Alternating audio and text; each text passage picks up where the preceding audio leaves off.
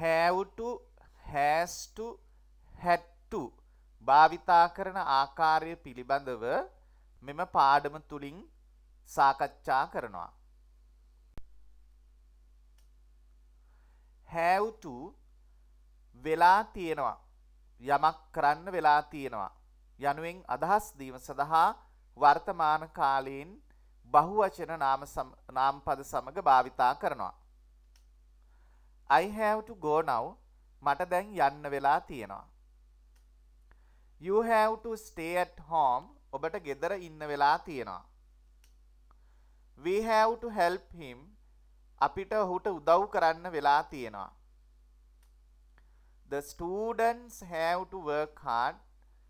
සිසුන්ට මහන්සි වී වැඩ කරන්න වෙලා තියෙනවා. They have to plan it. ඔවුන්ට ඒක සැලසුම් කරන්න වෙලා තියෙනවා.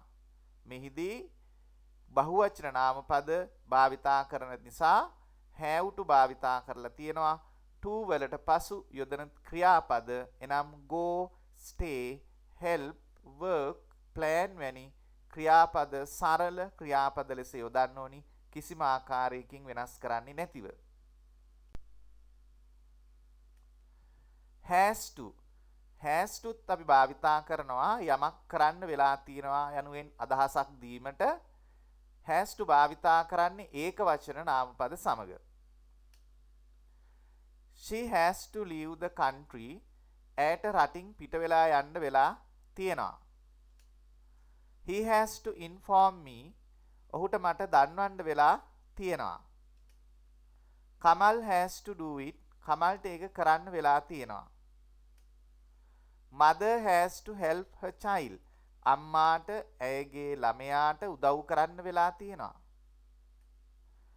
Dilhani has to refuse it. දිල්හානිට එය ප්‍රතික්ෂේප කරන්න වෙලා තියෙනවා. මෙහිදී ඒක වචන නාමපද භාවිතා කිරීම නිසා has to වාක්‍ය තුල යොදනවා. to වලට පසු යොදන ක්‍රියාපද කිසිම ආකාරයකින් වෙනස් කරන්නේ නැහැ. leave, inform, do, help, refuse වැනි සරල ක්‍රියාපද අපි භාවිතා කරන්න අවශ්‍යයි. questions ප්‍රශ්න. you have to write. ඔබට ලියන්න වෙලා තියෙනවා. do you have to write. ඔබට ලියන්න වෙලා තියෙනවද? you don't have to write. ඔබට ලියන්න වෙලා නැහැ. don't you have to write. ඔබට ලියන්න වෙලා නැද්ද? මෙහිදී do සහ don't බහුවචන වාක්‍ය මූලික කරගෙන සකස් කරනු ලබන ප්‍රශ්න වලදී යොදනවා. she has to refuse. ඇයට ප්‍රතික්ෂේප කරන්න වෙලා තියෙනවා.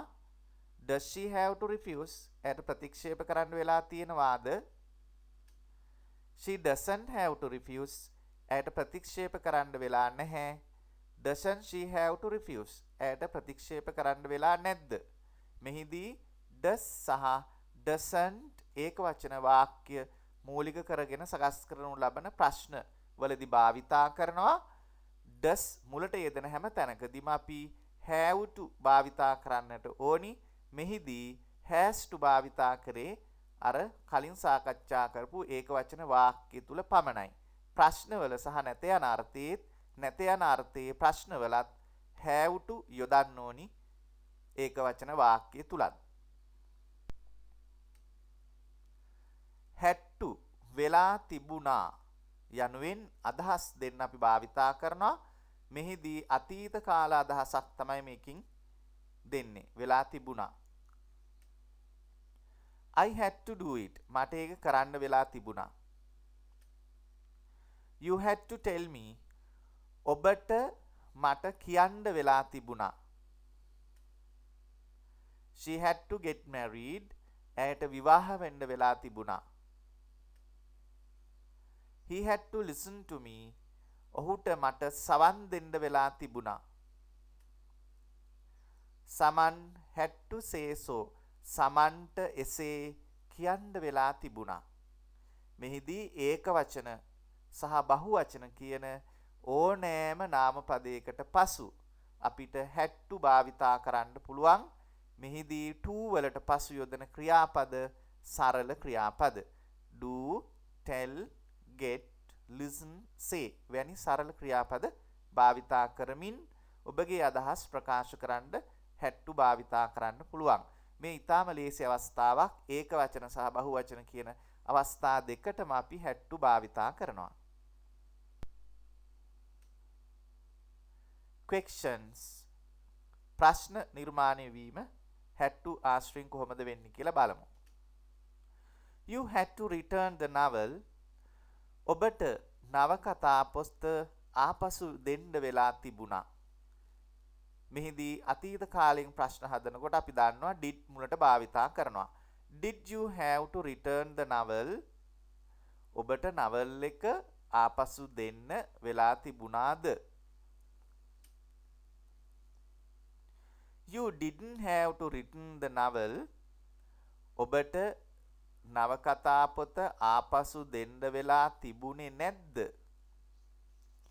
Didn't you have to return the novel? ඔබට නවකතා පොත ආපසු දෙන්න වෙලා තිබුණේ නැද්ද? මෙහිදී did සහ didn't ප්‍රශ්න නිර්මාණය කිරීමට භාවිතා කරනවා. did මුලට යොදන හැම තැනකදීම අපි ඉන්පසු have to භාවිතා කරන්න ඕනි. Did you have to? You didn't have to. Didn't you have to? වශයෙන් මෙහිදී වාක්‍ය තුල පමණක් had to භාවිතා කරනවා. You had to return the novel lesson. ඒ අනුව ප්‍රශ්න නිර්මාණය කිරීමේදී to වලට පස්සේ සරල ක්‍රියාපදමයි භාවිතා කරන්නේ. ඒකේ වෙනසක් වෙන්නේ නැහැ.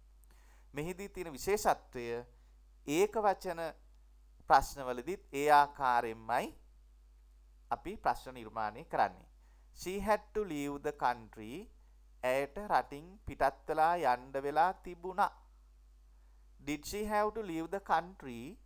ඇයට රටින් පිටත් වෙලා යන්න වෙලා තිබුණාද? She didn't have to leave the country. ඇයට රටින් පිටත් වෙලා යන්න වෙලා තිබුණේ නැහැ. Didn't she have to leave the country? ඇයට රටින් පිටත් වෙලා යන්න වෙලා තිබුණේ නැද්ද? මෙහිදී did සහ didn't මුලට යොදාගෙන ප්‍රශ්න නිර්මාණය කරලා තියෙනවා. මෙහිදී did මුලට යෙදෙන හැම තැනකදීම have to භාවිතා කරලා තියෙනවා. to වලට පසු සරල ක්‍රියාපද යෙදීම අනිවාර්යයි. ඒ අනුව අපි අද සාකච්ඡා කළේ have to, has to, had to වාක්‍ය යොදන ආකාරය සහ ඒවා මූලික කරගෙන ප්‍රශ්න නිර්මාණය කරන ආකාරයයි. මේවා ගොඩාක් ක්‍රියාපද යොදාගෙන වාක්‍ය සහ ප්‍රශ්න නිර්මාණය කරමින් එදිනෙදා ජීවිතයට මෙම පාඩම එකතු කරගන්නවා ඇතැයි මම විශ්වාස කරමි.